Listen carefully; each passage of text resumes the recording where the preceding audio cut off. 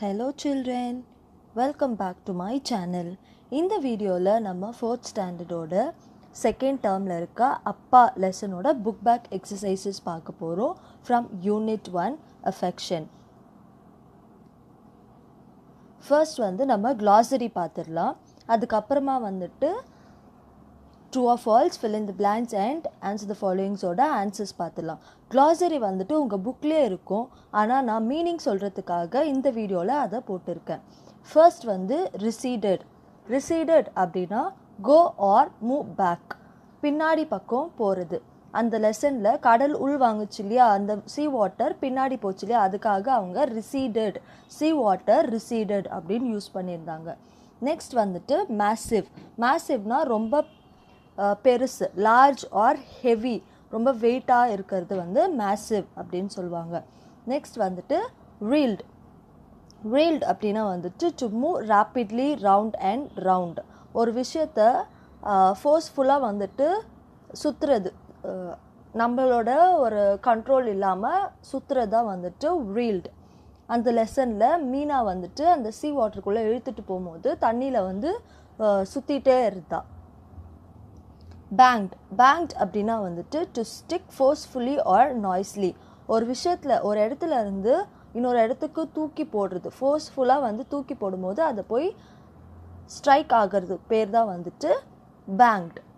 Next fainted அப்படின்னா to lose consciousness இருக்காது, மயக்க நிலைக்கு போயிடுவாங்க, அதை தான் ஃபெயிண்டட் அப்படின்னு சொல்கிறோம். நெக்ஸ்ட் ரீஹாபிலைட்டேஷன்னா இது ஒரு action of resorting someone after a damage, ஒரு ஆபத்துக்கு அப்புறம் அவங்க ரெக்கவர் ஆகி வந்தோடனே அவங்களுக்கு அடைக்கலம் கொடுக்கறது தான் ரீஹாபிலைட்டேஷன்.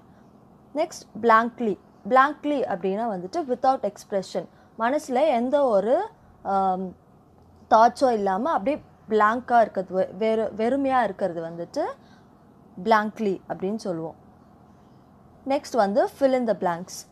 First, Meena's village was hit by a wave on a dash. அன்றைக்கி ஒரு சண்டே, டிசம்பர் மாதம் Sunday. So answer Sunday in December.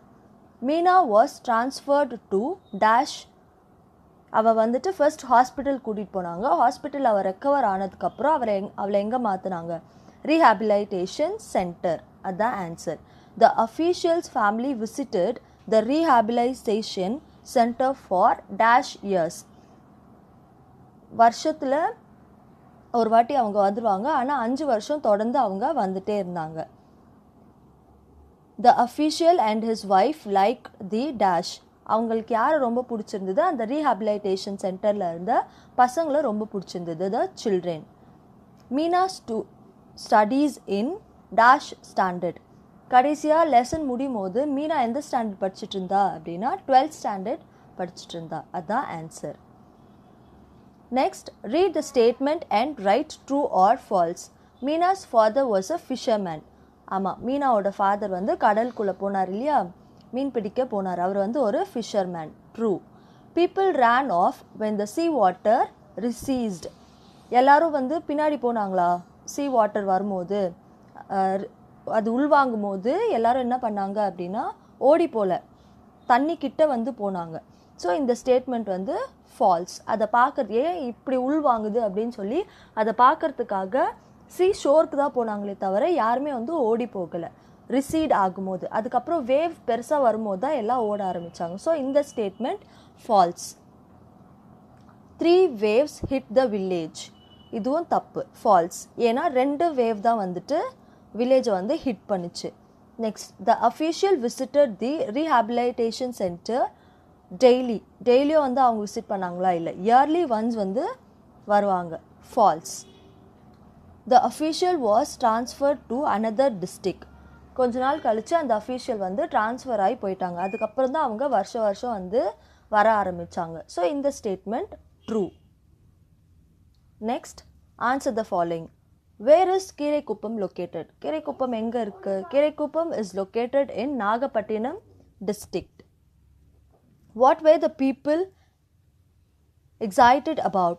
The people were excited about the tall wave. Which disaster had hit the village? tsunami had hit the village. Who showed love and care to the children? The official showed love and care to the children. அந்த ரீஹாபிலைட்டேஷனில் இருந்த officials வந்துட்டு நிறைய அன்பு காமிச்சாங்க அங்கே இருந்த சில்ட்ரன்ஸ்க்கு. Why Meena called the official Appa? Do you think we need to be a family to care for others? Meena called the official Appa because he was kind to the children. அங்கே வந்துட்டு இருந்த அஃபீஷியலையும் அவங்க ஒய்ஃபையும் வந்து அப்பா அம்மா அப்படின்னு சொல்லிட்டு தான் எல்லா குழந்தையும் கூப்பிட்டுட்டு இருந்தாங்க. அதனால மீனாவும் வந்து அவங்கள அப்பான்னு கூப்பிட்டா. அண்ட் அவர் ரொம்ப பாசமாக இருந்ததுனால அவரை வந்து அப்பா அப்படின்னு சொல்லி கூப்பிட்டா. Second question, do you think we need to be a family to care for others? நம்ம குடும்பமாக இருந்தால் தான் மற்றவங்களை கேர் பண்ணணுமா? கிடையவே கிடையாது. No, I don't think we need to be a family to care for others. நம்ம ஒருத்தவங்களை கேர் பண்ணணும் அப்படின்னு நினச்சோன்னா நம்ம அவங்க ஃபேமிலியாக இருக்கணும்னு அவசியம் இல்லை. நம்ம ஃப்ரெண்ட்ஸாக இருக்கலாம், நம்ம தெரிஞ்சவங்களாக இருக்கலாம். சடனாக வந்து ரோட்டில் போகும்போது யாருக்காவது ஆக்சிடெண்ட் ஆயிடுச்சு அப்படின்னா வந்துட்டு அவங்களுக்கு ஹெல்பிங் டெண்டன்சி வந்து இருக்கணும். எல்லாரையும் வந்து கேர் பண்ணணும், எல்லாரையும் அஃபெக்ஷனேட்டாக பார்க்கணும். அதுக்கு நம்ம குடும்பமாக இருக்கணும்னு அவசியம் இல்லை. Even a stranger can show a care when there is a needful situation. அப்படி ஒரு இருக்கும்போது நம்ம மற்றவங்கள கேர் பண்ணி அவங்கள வந்து நல்ல நிலைமைக்கு கொண்டு வர பார்க்குறது தான் வந்துட்டு ஒரு நல்ல ஹியூமன் பீயிங்கோட ஆக்டாக இருக்கும். ஸோ இந்த லெசனோட கொஸ்டின் அண்ட் ஆன்சர் முடிஞ்சிச்சு. I hope you would have understood all the questions and எல்லாத்துக்கும் உங்களுக்கு ஆன்சர் கிடச்சிருக்கும்.